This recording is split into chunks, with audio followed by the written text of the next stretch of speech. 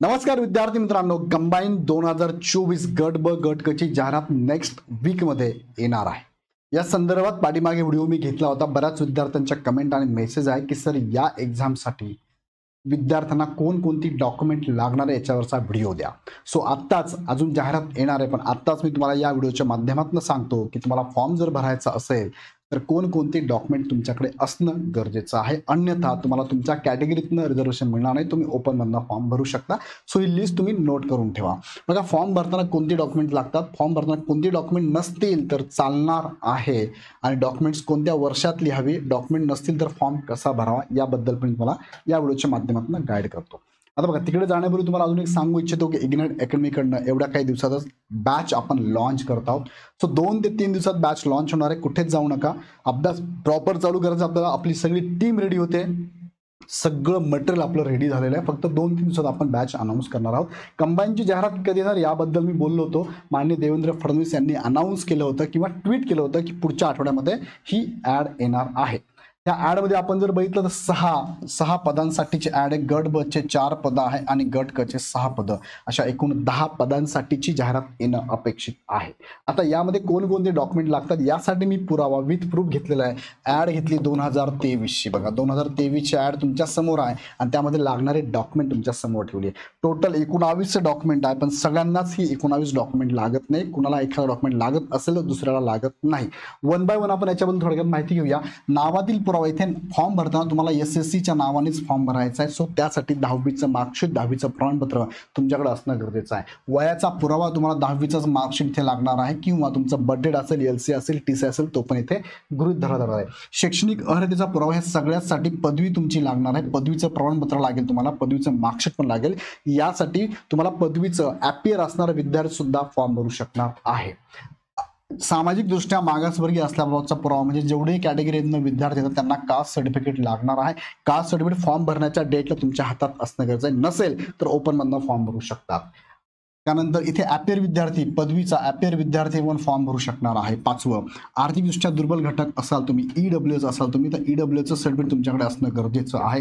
त्याचबरोबर आता हे 2024 पासून SCBC पण लागू झालं, तर SCBC सर्टिफिकेट तुमच्याकडे ह्या इकॉनॉमिकल इयरचं असणं गरजेचं आहे. बघा, SCBC कोणाला, फक्त मराठा कॅटेगरीलाच SCBC आहे. मराठा ओपनमधले मराठा जर सोडले तर उर्वरित उमेदवार EWS काढू शकतात. दोघांना 10% रिझर्वेशन आहे आणि दोन्ही सर्टिफिकेट तुम्हाला ह्याच इकॉनॉमिकल इयरमधला असावं लागेल. मागचं जुनं चालणार नाही.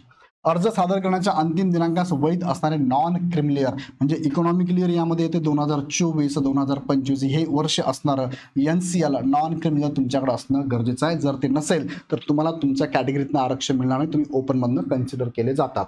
दिव्यांग असाल, दिव्यांगाचं सर्टिफिकेट, तुम्ही जर माजी सैनिक असाल, माजी सैनिक सर्टिफिकेट, खेळाडूचं सर्टिफिकेट, तुम्ही खेळाडूचं रिसीटवर सुद्धा फॉर्म भरू शकतात. बघा, रिसीटवर फॉर्म भरू शकता तुम्ही.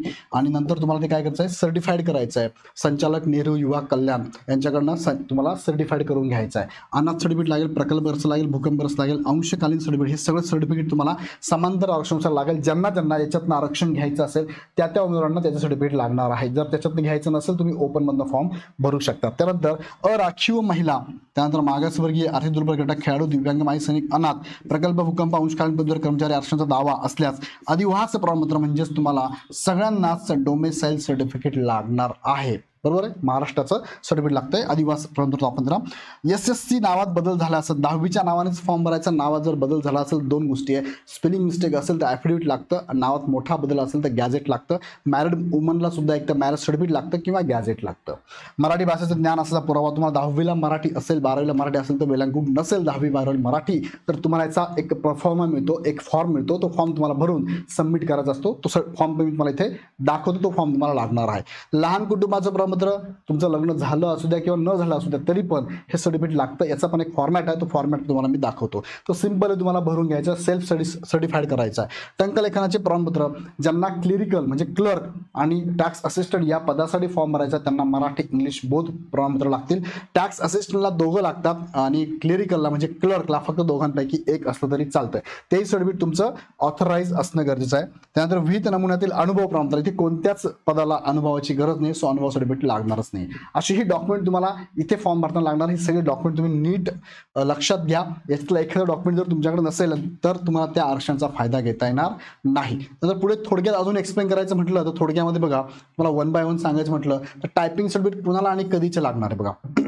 टायपिंग सर्टिफिकेटमध्ये 6 संवर्ग असे आहेत की ज्यांना काय सवलत दिली आहे. 6 संवर्गांना काय सवलत आहे. आता हे 6 संवर्ग कोणते आहे तर 6 संवर्ग हे आहेत बघा, इथे दाखवले 6 संवर्ग. दिव्यांगांना टायपिंग सर्टिफिकेट नसेल तरी ते टॅक्स असिस्टंट कुणासाठी दोघांसाठी पण, कर सहाय्यक टॅक्स असिस्टंट आणि लिपिक टंकलेख दोघांसाठी फॉर्म भरू शकतात. दिव्यांग आहे, माजी सैनिक आहे, अनाथ आहे, प्रकल्पग्रस्त, भूकंपग्रस्त, पदर, हे 6 जण फॉर्म भरू शकतात. क्लर्क आणि टॅक्स असिस्टंटला जरी टायपिंग सर्टिफिकेट नसेल तरी. आता टायपिंग सर्टिफिकेट कोणाला लागतं तर बघा, कर सहाय्यकाला दोघे लागतात.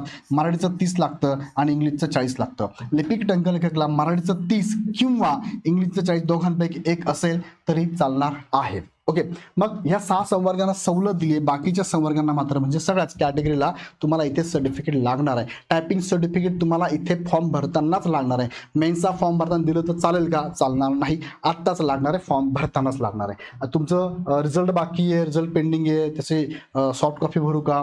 सॉफ्ट कॉपी एक वेळेस चालेल तुमची, पण रिसीट वगैरे हे चालणार नाही, लक्षात घ्या. त्यानंतर पुढे बघितलं आपण तर पुढे आहे महिला आरक्षण. तुम्हाला वुमन रिझर्वेशन जर घ्यायचं असेल तर वुमन रिझर्वेशनला तुम्हाला कोणतंही सर्टिफिकेट लागत नाही. ही गोष्ट क्लिअर करा. बऱ्याच महिला विचारतात 33% आरक्षण लागेल का, नॉन क्रिमिनल लागेल का? लागत नाही, ते बंद झालेलं आहे. हां, मात्र महिलांना कॅटेगरीमधून जर आरक्षण घ्यायचं असेल, कॅटेगरीमधून जर रिझर्वेशन घ्यायचं असेल तुम्हाला, तर तुम्हाला मात्र डॉक्युमेंट लागतात 3. कास्ट सर्टिफिकेट लागतंय, त्यानंतर तुम्हाला डोमिसाईल लागतंय आणि NCL लागतं. यापैकी एकही नसेल तर तुम्ही आरक्षणाचा फायदा घेऊ शकत नाही. हा, ओपन महिलांमधून तुम्हाला जर ओपन महिलांमधून ओपन वुमन रिझर्वेशन घ्यायचं असेल तर इथे नॉन क्रिमिनलची गरज लागत नाही, लक्षात घ्या.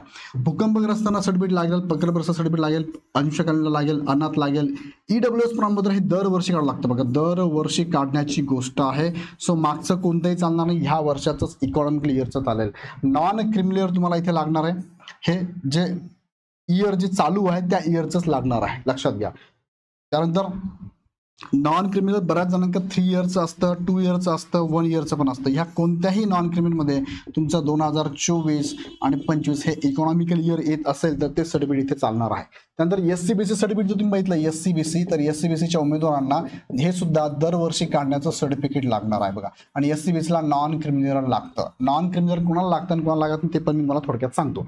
दिव्यांगत्वाचं सर्टिफिकेट लागेल, कमीत कमी 40% सर्टिफिकेट लागेल तुम्हाला. खेळाडू प्रमाणपत्र लागेल, माजी सैनिकांचं रिटायरमेंटचे डॉक्युमेंट तुम्हाला लागणार आहे. आता यामध्ये बघा, अनुभव प्रमाणपत्र कोणत्याच पदाला नाही, त्यामुळे गरज नाही आहे. चालू ईमेल ID लागणार तुम्हाला. ईमेल ID चेक करून ठेवा किंवा ओपन करून ठेवा.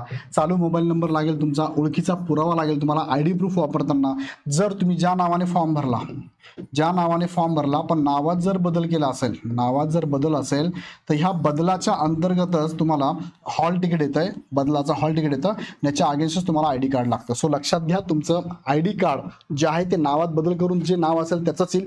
जर नावात बदल केलेलं नसेल तर ज्या नावाने फॉर्म भरलाय त्या नावाचं हॉल तिकीट येतं आणि त्या नावाचं ID कार्ड लागतं. त्याला ऑप्शन दिले, आधार कार्ड चालतंय, मतदान कार्ड चालतंय, ड्रायव्हिंग लायसन्स चालतं, पासपोर्ट किंवा पॅन कार्ड यापैकी एक तुम्ही ID प्रूफ म्हणून वापरू शकता.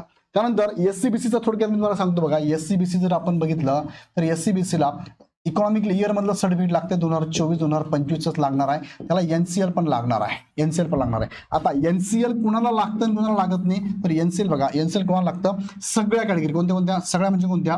OBCला लागतंय, SBCला लागतंय, NTच्या सगळ्या अ, ब, क आणि ड. त्यानंतर SCBCला पण लागतंय. कुणाला लागत नाही मग? ह्यांना लागतं, यांना लागत नाही. कुणाला? SCला लागत नाही, STला लागत नाही, त्यानंतर ST लागत नाही, त्यानंतर EWSला पण लागत नाही आणि ओपनला पण लागत नाही, यांना लागत नाही. बाकीच्यांना लागतंय, लक्षात आलंय. त्यानंतर हे सर्टिफिकेट बघा, लहान कुटुंबाचं प्रमाणपत्र आहे. याची कॉपी आपल्याकडे अवेलेबल आहे. जेव्हा फॉर्म सुटेल तेव्हा मी सगळे टेलिग्रामला टाकून देईल किंवा कोणाला लागली तर मला सांगा, मी तुम्हाला पाठवून देईल.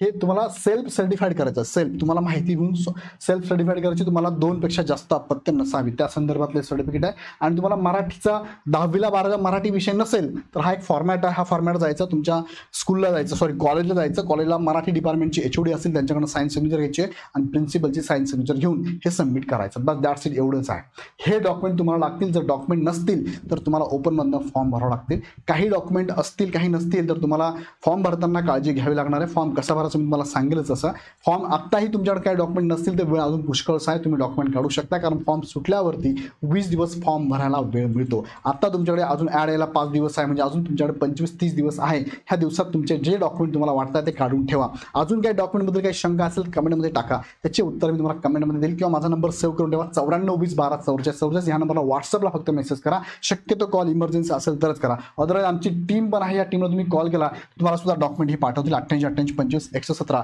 काही शंका असेल ना कॉल करा, किंवा डायरेक्ट इग्नाइट अकॅडमीचं ॲप डाउनलोड करून भविष्यातली बॅच डाउनलोड करा, बॅच जॉईन करा. सो अजून काही शंका असेल तर नक्की कळवा. व्हिडिओ आवडला असेल तर लाईक करा, चॅनल सबस्क्राईब करा. पुन्हा भेटूया नेक्स्ट व्हिडिओमध्ये. धन्यवाद.